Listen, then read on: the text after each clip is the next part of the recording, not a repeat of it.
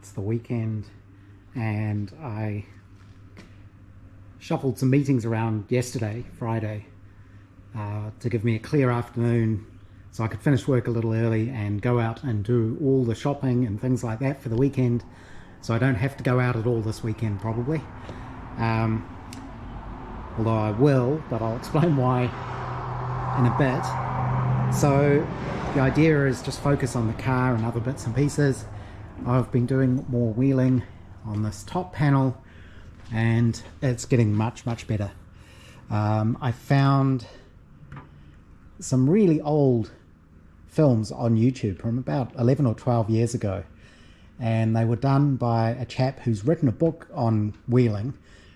His name is Bill Longyard, I think it is, and he went and visited Jeff Moss in Cornwall in the UK, and a bit cold, and filmed him making some panels and asked him questions as he was doing it, and it was really useful. Just some of the things he said made me think about what I'm doing a bit more carefully and figure out how best to make these panels, and I was on the right track here. It's just a matter of figuring out where you need the shape and then wheeling it to sort of stretch it to put more shape in. So on this, because there's so much curve in here, I needed to stretch out all of the middle here to get this to sit down properly, and it's pretty close now. I shouldn't need the clamps. The only reason the clamps are there is because as I wheel each side, it puts more curve into it that you need to sort of fold out. You just flatten the panel out, and once I flatten it out, it should sit on the frame without needing to be clamped. Same with this rear one. So I'm just trying to do the same on this side, and you can feel, you can sort of, if you pull down the front of the panel, you can see the back sits up, and it's because it's touching in the middle. So I need to keep stretching this out. And I've been trying to be careful not to put too many marks into the panel as I wheel it. But what I'm finding is with my machine, I have to have the pressure up pretty high to get the metal to move. Otherwise, I just don't really get anywhere. So I spent most of the week doing little bits and pieces with the pressure, what I consider to be sort of medium, and I really wasn't getting very far at all. So I've ended up cranking the pressure up a bit more, and that definitely does put more shape into it, at the expense of, if you're not careful, you put track marks in it if you're not keeping the panel level between the anvils. So this isn't too bad. I'm getting better at doing that. My tracking is getting much better. I'm getting much closer. So I think I'll be able to get that a lot better. And I've also been experimenting with making the machine stiffer. So I got given these clamps by a friend of mine, Ian, and they were missing the end pieces, and I made up sort of temporary wooden ones. I can't remember what I was clamping with them, something to do with the Riley. But I spent some time today to actually machine up proper little metal ends for them. These are nothing fancy. They were just cut from a block of steel, scrap steel.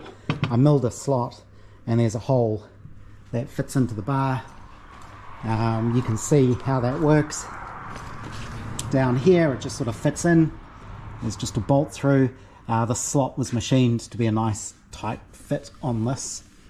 And what I've found is that makes a big difference to how rigid the machine is, of course, because you don't have this whole lever here. And it just feels a lot better to use, and it seems to work a lot better with that clamped up like that. And it really makes a big difference. The amount of flex in this is quite a lot. So you can see this is, that's 3/4 of a turn on this. So the amount of flex in this thing is quite a lot. And that's why you see people with wheels who put big reinforcing things on them. You need some flex, of course, because otherwise you couldn't put the panel through. But this seems to help. It seems a lot nicer with it sort of clamped down like that. The other thing on this machine is the adjustment is really coarse, so it doesn't take much of movement here to make a big difference to the amount of tension on the panel. And I think that's one of the other reasons I was getting track marks before I was doing it. I was just a bit too tight. So that's coming along. It needs a bit more, but you can see that it's rocking in the middle because there's not enough shape in there. Whereas this side, which I have done, it's pretty close. Maybe a little bit more. And you can see the surface finish I'm getting is a lot better as well. So I've been working on that. I have been cleaning up more of the Meccano. That's all been in evaporust and then rinsed off with boiling water, and I'm just leaving those to dry. This piece is interesting with these slots in it. So I thought somebody had modified this by hand, but I think this might actually be a proper Meccano part, possibly for bolting one of those clockwork motors to. But those slots are definitely made into the part. Then it's not like somebody has done that themselves, I think. And the other thing I've been doing, luckily it's a nice day. I know I said the new car wouldn't become a project, but I do have a little project I'm doing with it, which is making a spacer. Oh yeah, I think that's finished. Turn off the extraction. Oh no, it's lifted. I'm trying to make a spacer to go under the throttle pedal, and this is nylon. Nylon is really hard to print because it warps. As you can see, that should be flat, so that print has failed because of the adhesion. An earlier print I did in nylon failed because I didn't get good adhesion between the layers. You can see it's just delaminated. This one also lifted. You can see how that bottom corner isn't square. So I've actually ordered some ABS plastic. Normally I print with PLA, which is probably one of the easiest things to print. This nylon absorbs moisture from the atmosphere, and then when you try to print it, it doesn't print very well. So this, I probably need to try drying it again. You basically bake it in an oven to get the moisture out of it. That may help. That's unfortunate that that has failed. And it's just the edges that are lifted, and it's usually to do with the way the plastic shrinks as you build up the layers. One way I could prevent or help prevent that is enclose this in a box and keep the temperature higher. But yeah, that's unfortunate because that is quite a few hours worth of printing and it didn't work. But the idea of this is I've got some hardware here. The throttle in the Fiesta is it's a electronic throttle, so it's just a module held with two bolts, or rather it sits on two studs with nuts, and you can just undo those two 10mm nuts and the throttle pedal comes out and you can just unclip it. The wiring just plugs in. So the problem is that the throttle pedal is too far below the brake. It's about an inch lower. So what you do is you make a spacer to go underneath it to bring it up, and it just makes it easier to do heel toe. So I bought some couplers. These will go onto the studs that are in the car, mounted in the car, and then the spacer, obviously that goes like that, and then the pedal bolts on top of that with some grade 8 bolts, and I'll use lock washers, and I'll Loctite it as well, just to make sure there's no danger of that coming loose. So that's disappointing. When I checked on this a few hours ago, it was fine, it was level. So yeah, I might bake the nylon to try and drive any moisture out of it and give it another go. But it's really horrible stuff to try and print. When the ABS arrives, I'll give that a go. That's also a bit tricky to print, but not as bad as nylon. Forgot to mention another couple of jobs I've been doing today. started making a shelf to put the Meccano Brooklands just up on my wall here somewhere. I'm not going to make it curved, but I will somehow, not sure how yet, I will paint or texture the top of the shelf to look like the concrete banking at Brooklands. Probably just paint it grey and put some lines in it where the joins in the concrete are. And what I'm going to do is I'm going to mount that shelf on a slight angle. So I'll make some blocks from leftover bits of ash, mount it up here somewhere and put that up there.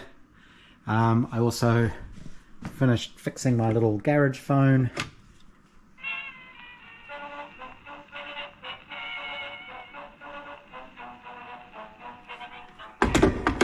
Which plays just different tunes if you wind the handle.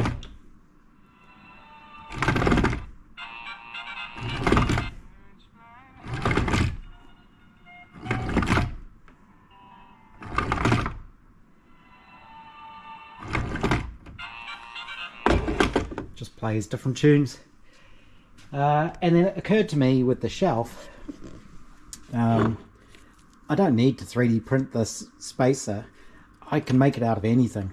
I don't have any blocks of plastic big enough, but I've got lots of leftover pieces of ash. So I'm just going to make it from that probably, because all it has to do is space out the accelerator pedal. And this is a modern car, it's not going to get wet, it's not going to rot. I just need to cut it out on the bandsaw and thin it down a little bit. I can just plane it to do that. So that's probably what I'll do, and that'll just give me a nice solid, reasonably lightweight pedal spacer. I don't know why I didn't think about doing it from wood in the first place. When you've got a 3D printer, every problem becomes solvable with a 3D printer.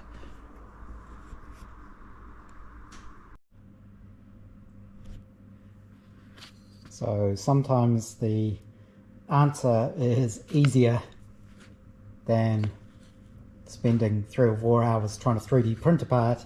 I think I took about 20 minutes to make this from a piece of ash.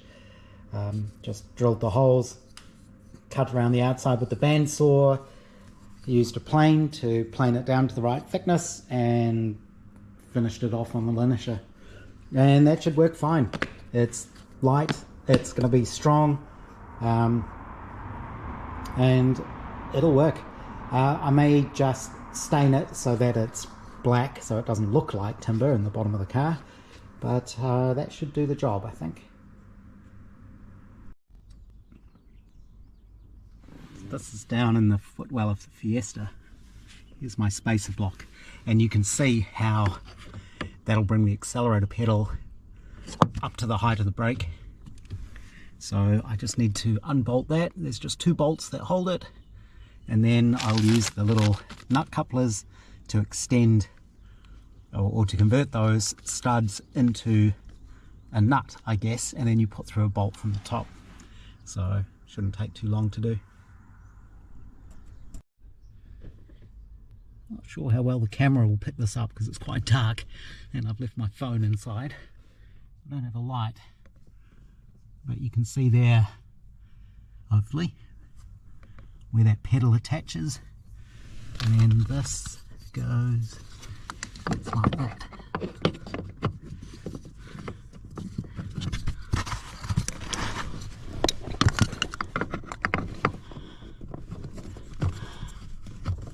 Not the other way, like that.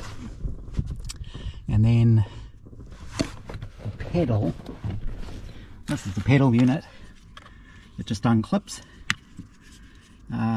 That will now bolt back onto there with some actual bolts through it. Again, everything Loctite in place.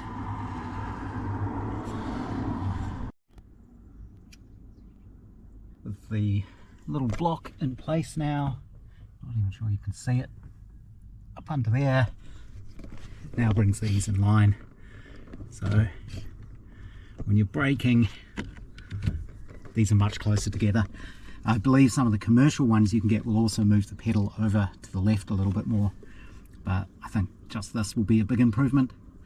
So I'll take it for a drive a little bit later and see if that's improved it.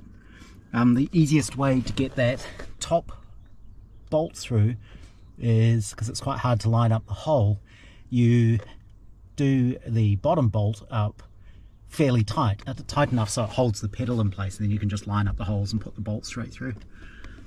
But yeah, I'm pleased with that. That's come out really well.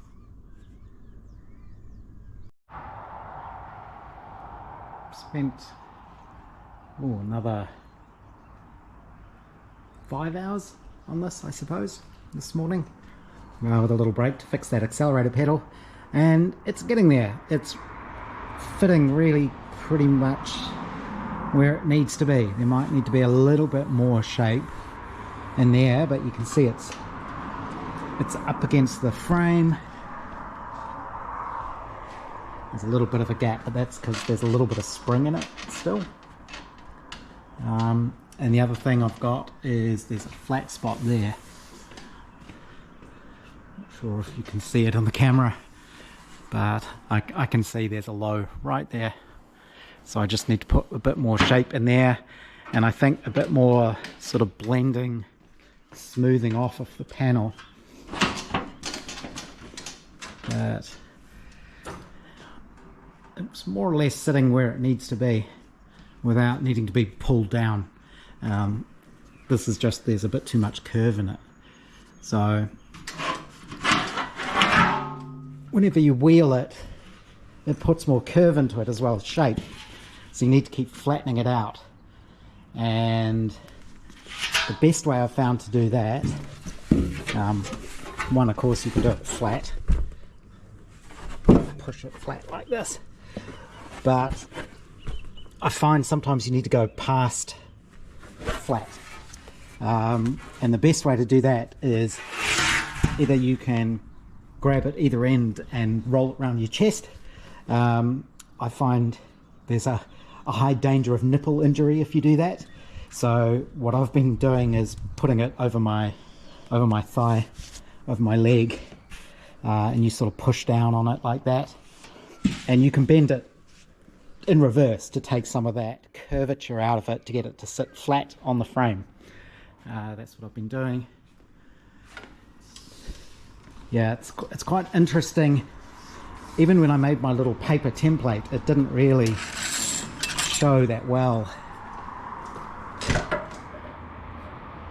This roll is a bit floppy, but there's quite a bit of curve in there, and it kind of tapers out, so it's more flat on the top. It's not perfectly flat, but then when you get to the sides, kind of around here is the maximum, and then I think it flattens off again a bit. Oh no, there's still quite a lot there. And I think I'm going to make the sides in 3 panels. I think it'll be smaller to do it in 3, and that's how they did it on the original steel bodies. So sort of one there, one at the front, one around the middle. I think that's going to be the easiest way. So I'll keep working on this. My clamp is definitely helping. It takes some of the flex out of this, and I get more shape more quickly, and it just feels more solid. So the only problem, of course, is it's reducing your throat, and which is the other reason I'll use smaller panels on the side. Even if I did it in 2 halves, that's 2 quite big panels for me to wheel by myself. So I think 3 will be better, and then I'll weld them together. One thing I have done is I've ordered some MIG aluminium wire, because I want to try using that as filler rod. I think I may be able to get less lumpy welds using thinner filler rod, so I'm going to give that a try. Unfortunately, so this filler rod I've been using is the 40 something, what is it? 4324. No, where is it? 4043.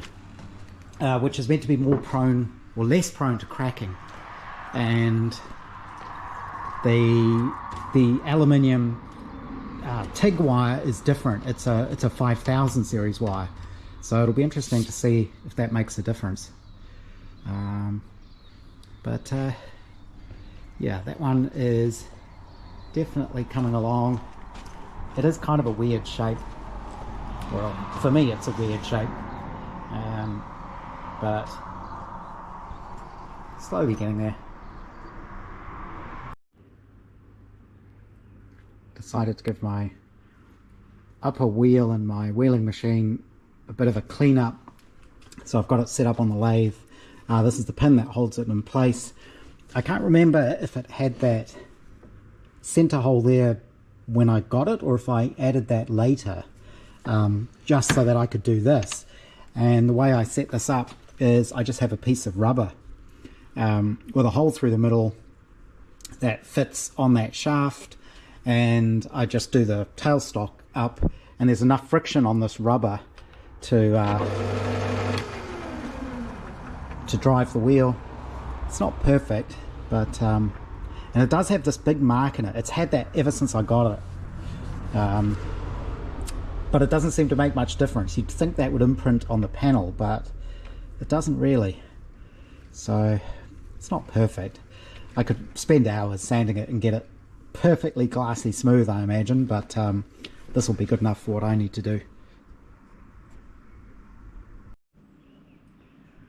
Put about another 3 or 4 hours into this panel, and it's getting there. I had a bit of an accident where I changed the wheels, and the shim I use underneath the lower anvil to keep it level fell out. They wear out eventually, and so the bottom anvil was a little bit off center, and I ended up putting big marks in it, which I've smoothed most of them out now, but you can sort of see it's a little bit ripply. That's okay, that's what the file's for. And I've done quite a few sort of smooth overpasses, because what I was finding is my shape was sort of all over the place. It still is a bit. But what I found was I actually had hollows in it, and there were bits where it dipped down, and you'd sort of think, oh, you just kind of wheel that bit to get a bit more shape, but that doesn't really seem to work. That just kind of makes other bits move around, if that makes sense. But somehow I ended up with a crown panel with dips in it. But what I found is doing lots of washover passes, really light pressure, helped kind of move it around or smooth it out, I guess. And that definitely seems to have helped. It's still not perfect, but I just have the one clamp on it just because there is still a little bit of spring in the metal, so it lifts up by itself. But if you push it down there, the fit now is pretty good. All the way around. Again, it's just getting the right shape in it.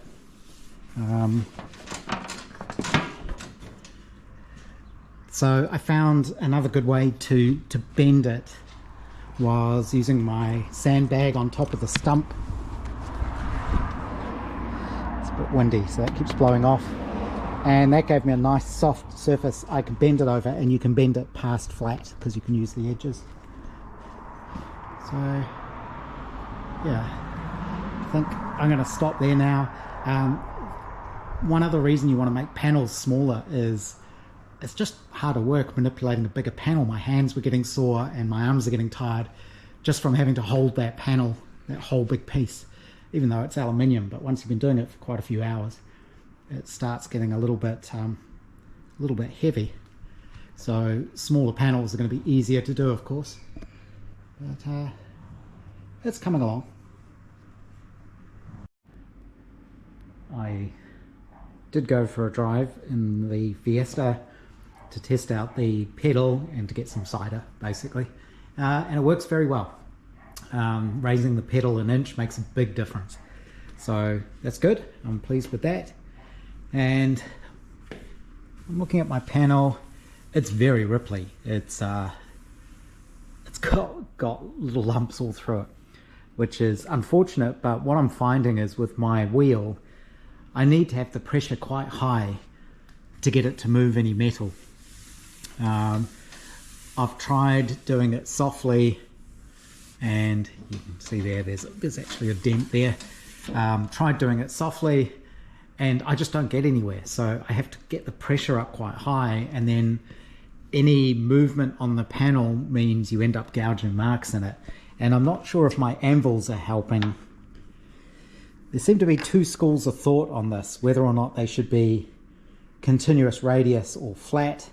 There's pros and cons of each way apparently. But interestingly on mine, this is my first curved one. It's not curved, but this one's flat. This is the first one with some shape to it. And you can see by the marks on it, it's not even. And I suspect that's not helping me. And you can see how there are high spots. I can actually feel that. There's a low spot there. I don't think that is... Bring that up. I'm not sure if we'll be able to see it. Yeah, so it's not flat across the middle. It dips down. So I wonder if that's not helping me either, because that's what I see on the panel. You can see the track marks. Like I say, it doesn't mean the panel's ruined. I'm using 1.6mm aluminium, which is pretty thick, so I can file that away. And again, I'm not trying to get a perfect finish anyway. It's a hand-built car by an amateur, so I just need it to be good enough for me. But yeah, it'd be interesting to try a different wheel, but that's not really possible, although I have heard a rumor that the chap around the corner from me owns the local garage and a transport business and collects tractors. Supposedly he might have one, so maybe I should have a chat to him, see if he's got one up there, because it would be interesting to try it. But pretty pleased with how that's fitting. I need to decide where I'm going to do the weld, so this will be trimmed off somewhere along here, and then these panels will be made to fit. This obviously gets folded over here. I'm not sure what happens here. I guess I've folded over there as well. I'll have to look at some original pictures and see how they do it. And then the boot lid covers that. But yes, I think 3 sections for the side would probably be easier to manage.